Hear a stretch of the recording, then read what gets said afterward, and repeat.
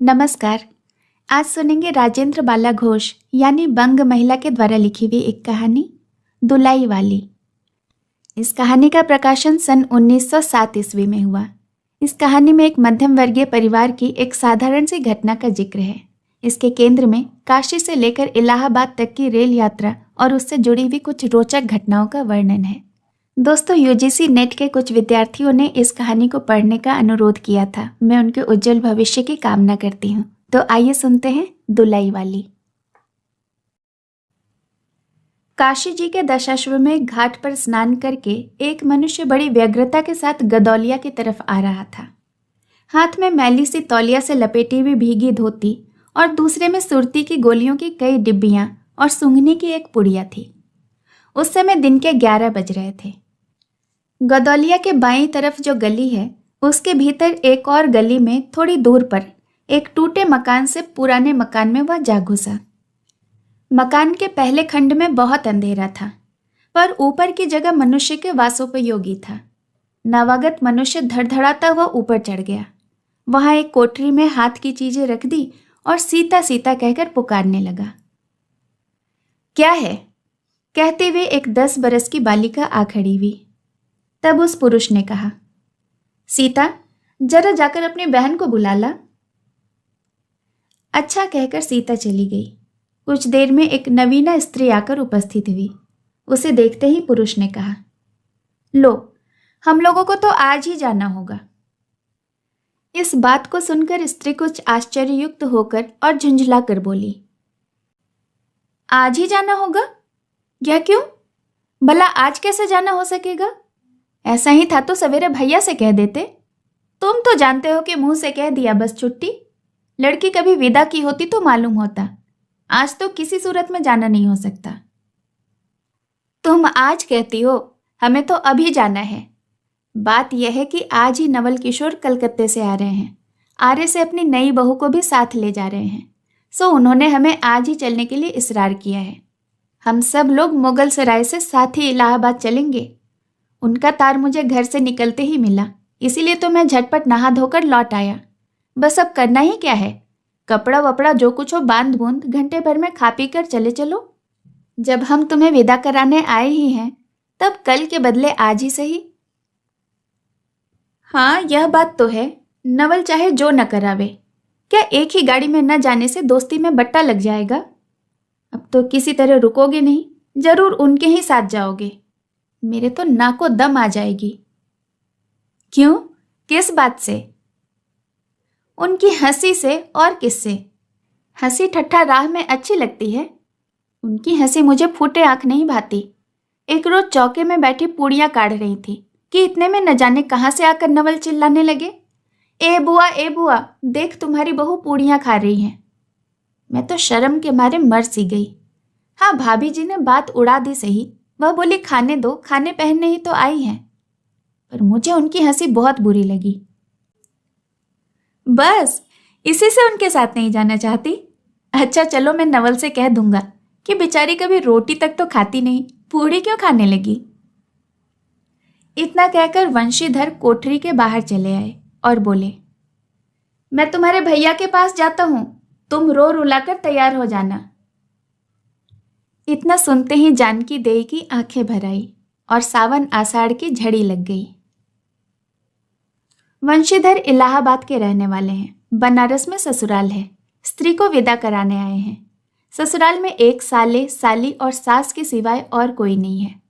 नवल किशोर इनके दूर के नाते में ममेरे भाई हैं, पर दोनों में नाते से मित्रता का ख्याल अधिक है। दोनों में गहरी मित्रता है। दोनों एक जान दो कालिब हैं। उसी दिन वंशीधर का जाना स्थिर हो गया। सीता बहन के संग जाने के लिए रोने लगी। माँ रोती धोती लड़की को विदा करने की सामग्री इकट्ठा करने लगी। जानकी देवी भी रोती ही रोती तैयार होने लगी। कोई चीज भूलने पर धीमी आवाज में माँ को याद भी दिलाती गई। 1 बजने पर स्टेशन जाने का समय आ गया। अब गाड़ी या इक्का लाने कौन जाए? ससुराल वालों की अवस्था अब आगे की सी नहीं थी कि 2-2 4-4 नौकर हर समय बने रहें। सीता के बाप के न रहने से काम बिगड़ गया। पैसे वाले के यहाँ नौकर चाकरों के सिवाय और भी 2-4 खुशामदी घेरे रहते हैं। छूछे को कौन पूछे? एक कहारिन है सो भी इस समय नहीं है।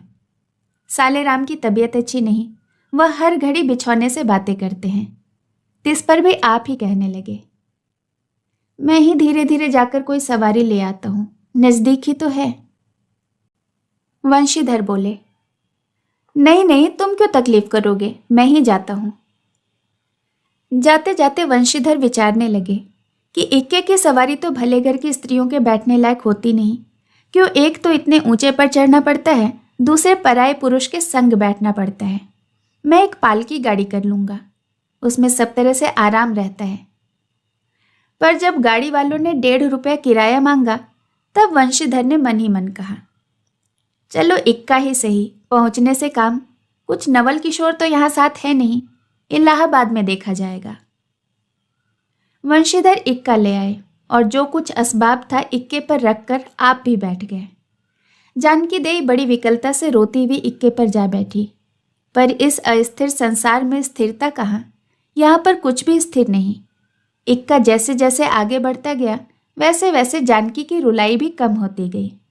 सिकरौल स्टेशन के पास पहुंचते पहुंचते जानकी अपनी आंखें अच्छी तरह पोंछ चुकी थी। दोनों चुपचाप चले जा रहे थे कि अचानक वंशीधर की नज़र अपनी धोती पर पड़ी और अरे एक बात तो हम भूल ही गए कहकर पछता सा उठे। इक्के वाले से कान बचाकर जानकी ने पूछा, क्या हुआ, क्या कुछ जरूरी चीज भूल गए? नहीं, एक देशी धोती पहनकर आना था, सो भूलकर विलायती ही पहनाए। नवल कट्टर स्वदेशी हुए हैं ना, वह बंगालियों से भी बढ़ गए हैं। देखेंगे 2-4 सुनाए बिना रहेंगे नहीं। और बात भी ठीक है, नाहक विलायती चीजें मोल लेकर क्यों रुपये की बर्बादी की जाए। देशी चीज लेने में भी दाम लगेगा सही, पर रहेगा तो देश में ही। जानकी जरा भवें टेढ़ी करके बोली, हाँ, धोती तो धोती है, पहनने से काम, यह क्या बुरी है। इतने में स्टेशन के कुलियों ने आ घेरा। वंशीधर एक कुली लेकर चले। इतने में इक्के वाले ने कहा, इधर से टिकट लेते जाइए, पुल के उस पार तो 1.5 दर्जे का टिकट मिलता है। वंशीधर फिर कर बोले, अगर 1.5 दर्जे का ही टिकट ले लूं तो? इक्के वाला चुप हो गया। इक्के की सवारी देखकर इसने ऐसा कहा। यह कहते हुए वंशीधर आगे बढ़े। यथा समय रेल पर बैठकर वंशीधर राजघाट पार करके मुगल सराय पहुंचे। वहां पर पुल लांघकर दूसरे प्लेटफॉर्म पर जा बैठे। आप नवल से मिलने की खुशी में प्लेटफॉर्म के इस छोर से उस छोर तक टहलते रहे। देखते देखते गाड़ी का धुआं दिखाई पड़ा। मुसाफिर अपनी गठरी संभालने लगे।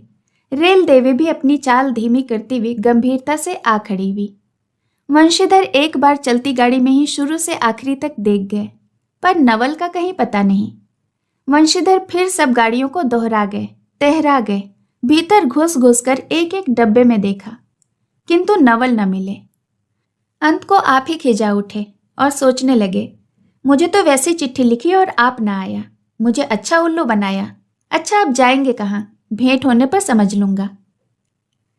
सबसे अधिक सोच तो इस बात का था कि जानकी सुनेगी तो ताने पर ताना मारेगी, पर अब सोचने का समय नहीं।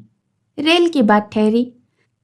वंशीधर झट गए और जानकी को लेकर जनानी गाड़ी में बिठा दिया। वह पूछने लगी, नवल की बहू कहाँ है? वह नहीं आए, कोई अटकाव हो गया, कहकर आप बगल वाले कमरे में जा बैठे। टिकट तो 1.5 का था, पर 1.5 दर्जे का कमरा कलकत्ता से आने वाले मुसाफिरों से भरा था, इसलिए तीसरे दर्जे में बैठना पड़ा। जिस गाड़ी में वंशीधर बैठे थे, उनके सब कमरों में मिलाकर कुल 10 ही 12 स्त्री पुरुष थे। समय पर गाड़ी छूटी। नवल की बातें और न जाने क्या अगड़ बगड़ सोचते सोचते गाड़ी कई स्टेशन पार करके मिर्ज़ापुर पहुंची। मिर्ज़ापुर ने पेट राम ने शिकायत शुरू की। उन्होंने सुझाया कि इलाहाबाद पहुंचने में अभी देर है। चलने की झंझट में अच्छी तरह उसकी पूजा किए बिना ही वंशीधर ने बनारस छोड़ा था, इसलिए आप झट प्लेटफॉर्म पर उतरे और पानी के बम्बे से हाथ मुंह धोकर एक खोमचे वाले से थोड़ी सी ताजी पूड़ियाँ और मिठाई लेकर निराले में बैठकर उन्हें ठिकाने पहुंचाया। पीछे से जानकी की सुधाई। सोचा कि पहले पूछ लें, तब कुछ मोल लेंगे, क्योंकि स्त्रियां नटखट होती हैं। वह रेल पर खाना पसंद नहीं करती। पूछने पर वही बात हुई। तब वंशीधर लौटकर अपने कमरे में आ बैठे। यदि वह चाहते तो वे इस समय ड्योढ़े में बैठ जाते, क्योंकि अब भीड़ कुछ कम हो गई थी। पर उन्होंने कहा थोड़ी देर के लिए कौन बखेड़ा करे। वंशीधर अपने कमरे में बैठा तो दो एक मुसाफिर अधिक दिख पड़े। आगे वाले में से एक उतर भी गया था। जो लोग थे वह तीसरे दर्जे के योग्य ही जान पड़ते थे। कोई अधिक सभ्य थे तो वह वंशीधर ही थे। उनके कमरे के पास वाली जगह में एक भले घर की स्त्री बैठी हुई थी। वह बेचारी सिर से पैर तक ओढ़े, सिर झुकाए, एक हाथ लंबा घूंघट काढ़े, कपड़े की गठरी सी बनी बैठी थी। वंशीधर ने सोचा इनके संग वाले भद्र पुरुष के आने पर उनके साथ बातचीत करके समय बिताएंगे। 1-2 करके तीसरी घंटी बजी। तब वह स्त्री कुछ अकचका कर थोड़ा सा मुंह खोले जंगले के बाहर देखने लगी। जो ही गाड़ी छूटी वह मानो कांप सी उठी। रेल का देना लेना तो हो ही गया था, अब उसको किसी की क्या परवाह। वह अपनी स्वाभाविक गति से चलने लगी। प्लेटफॉर्म पर भीड़ भी न थी, केवल 2-4 आदमी रेल की अंतिम विदाई तक खड़े रहे। जब तक स्टेशन दिखाई दिया तब तक वह बाहर देखती ही रही। फिर अस्पष्ट स्वर में रोने लगी। उस कमरे में 3-4 प्रौढ़ा ग्रामीणा स्त्रियां भी थीं। एक जो उनके पास ही थी कहने लगी, अरे इनकर मनई तो नहीं आइलन, देखो रोवल करथिन। दूसरी, अरे दूसर गाड़ी में बैठल होई हैं। पहली, दूर बो रही, ये जनानी गाड़ी थोड़े है। दूसरी, तब हो भलू तो कहू, कह दूसरी भद्र महिला से पूछने लगी, कौने गांव उतरबू बेटा, मिर्जापुरा चढ़ी हो ना। इसके जवाब में उसने जो कहा वह सुन न सकी। तब पहली बोली, हट हम पूछिला न, कहाँ उतरबू हो, इलाहाबाद। दूसरी, इलाहाबाद कौन से गांव ही गोइया। पहली, अरे नहीं जान ल, पयाग जी जहाँ मकर नहाए जाला। दूसरी, भला पयाग जी काहे न जानित, ले कहे के नहीं, तोरे पंच के धर्म से 4 दई नहाई चुकी है। ऐसो हो सोमवारी और ग्रहण लगा रहा तो उन तोहरे काशी जी नहाए गई रहे। ऐसे एक दाई हम आवत रहे, एक मिली और मोरे संग रही। तो कौन स्टेशनिया पर ओकर मलिकवा उतरे और गड़िया खुली। अब भैया ऊ गला फाड़ फाड़ नरियाए, ए साहब गड़िया खड़ी कर, ए साहब गड़िया तनी खड़ी कर। भला गड़िया दही नाती काहे के खड़ी हुई। इसी बात पर कुल कमरे वाले हंस पड़े। अब जितने स्त्री पुरुष थे एक से एक अनोखी बातें कहकर अपने अपने तजुर्बे बयान करने लगे। बीच बीच में उस अकेली अबला की स्थिति पर दुख भी प्रकट करते जाते थे। तीसरी बोली, हम तो इनके संग के आदमी के देखबो न किया गोइया। चौथी, हम देखे रहली हो, मजेक टोपी देहले रहले इनको। इस तरह उनकी बेसिर पैर की बातें सुनते सुनते वंशीधर ऊब उठे। तब वो उन स्त्रियों से कहने लगे, तुम तो नाहक उन्हें और भी डरा रही हो। जरूर इलाहाबाद तार गया होगा और वे दूसरी गाड़ी से पहुंच जाएंगे। मैं भी इलाहाबाद ही जा रहा हूँ, मेरे संग भी स्त्री है। जो ऐसा ही है तो दूसरी गाड़ी आने तक मैं भी स्टेशन पर ही ठहरा रहूंगा। तुम लोगों में से कोई प्रयाग उतरे तो थोड़ी देर के लिए स्टेशन पर ठहर जाना। इनको अकेले छोड़ देना उचित नहीं। यदि पता मालूम हो जाएगा तो मैं इन्हें इनके ठहरने के स्थान पर भी पहुंचा दूंगा। वंशीधर की इन बातों से उन स्त्रियों की वाक्यधारा दूसरी ओर बह चली। हाँ, यह बात तो आप भली कही। नाही भैया, हम पंचे काहे के काहू से कुछ कहें। अरे एक के एक न करत बाय तो दुनिया चलत कैसे बाय। इत्यादि ज्ञान गत्था होने लगी। कोई कोई उस बेचारी को सहारा मिलते देखकर खुश हुए और कोई कोई नाराज भी हुए। क्यों, सो मैं आपसे नहीं बतला सकती। उस गाड़ी में जितने भी मनुष्य थे सभी ने इस विषय में कुछ न कुछ कह डाला था। पिछली सीट में केवल एक स्त्री जो फारसीसी छींट की दुलाई ओढ़े बैठी थी कुछ नहीं बोली। कभी कभी घूंघट के भीतर से एक आंख निकालकर वंशीधर की ओर ताक देती थी और सामना हो जाने पर मुंह फेर लेती थी। वंशीधर सोचने लगे कि यह क्या बात है। देखने में तो यह भले घर की मालूम होती है, पर आचरण इसका अच्छा नहीं। गाड़ी इलाहाबाद के पास पहुंचने को हुई। वंशीधर उस स्त्री को धीरज दिलाकर आकाश पाताल सोचने लगे। यदि तार से कोई खबर ना आई होगी तो दूसरी गाड़ी तक स्टेशन पर ही ठहरना पड़ेगा, और जो उससे भी कोई ना आया तो क्या करूंगा। जो हो, गाड़ी नैनी से छूट गई। अब उन अशिक्षिता स्त्रियों ने फिर मुंह खोला। का भैया, जो केहू बिना टिकट के आवत होई तो ओकर का सजा होला। अरे ओका ई नहीं चाहत रहा कि मेहरुआ के तो बिठा देनिन और अपन तउन टिकस ले के चल देनिन। किसी किसी आदमी ने यहाँ तक दौड़ मारी कि रात को वंशीधर इनके जेवर छीनकर रफू चक्कर हो जाएंगे।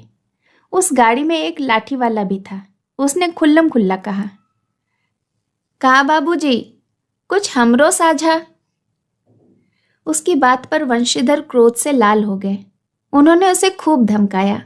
उस समय तो वह चुप हो गया, पर यदि इलाहाबाद उतरता तो वंशीधर से बदला लिए बिना नहीं रहता। वंशीधर इलाहाबाद में उतरे। एक बुढ़िया को भी वहीं उतरना था।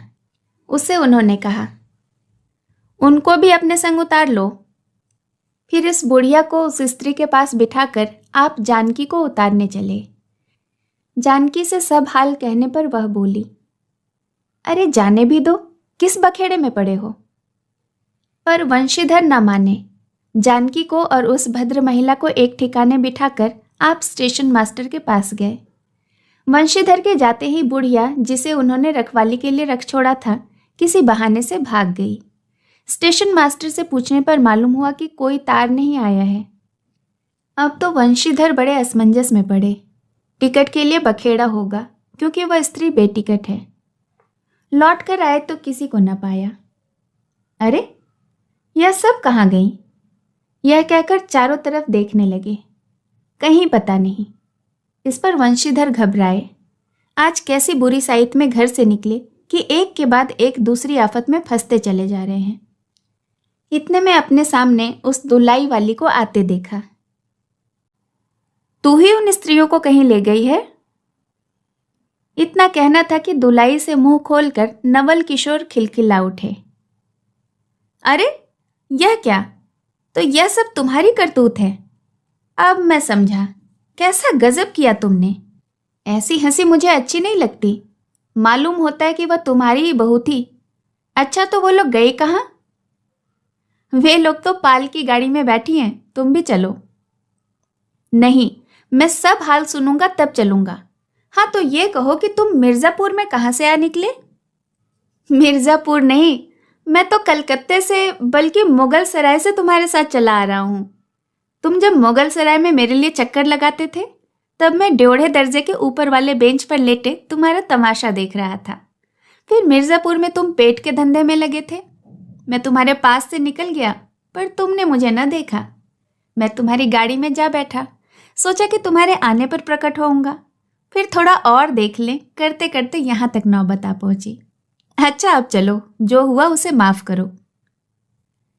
यह सुनकर वंशीधर प्रसन्न हो गए। दोनों मित्रों में बड़े प्रेम से बातचीत होने लगी।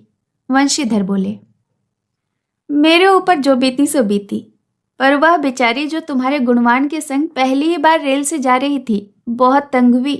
तुमने उसे नाहक रुलाया, वह बहुत डर गई। नहीं जी, डर किस बात का? हम तुम दोनों गाड़ी में थे ना? हाँ, पर यदि स्टेशन मास्टर से इत्तला कर देता तो बड़ा बखेड़ा खड़ा हो जाता। अरे तो क्या, मैं मर थोड़े ही गया था। 4 हाथ की दुलाई की बिसाती कितनी है। इसी तरह बातचीत करते करते दोनों गाड़ी के पास आए। देखा तो दोनों मित्र वधुओं में खूब हंसी हो रही थी। जानकी कह रही थी, अरे तुम क्या जानो, इन लोगों की हंसी ऐसी होती है कि हंसी हंसी में किसी के प्राण भी निकल जाए ना तो इन्हें दया ना आवे। खैर, दोनों मित्र अपनी अपनी घरवाली को लेकर राजी खुशी घर पहुंचे और मुझे भी उनकी ये राम कहानी लिखने से छुट्टी मिली। इस कहानी को सुनने के लिए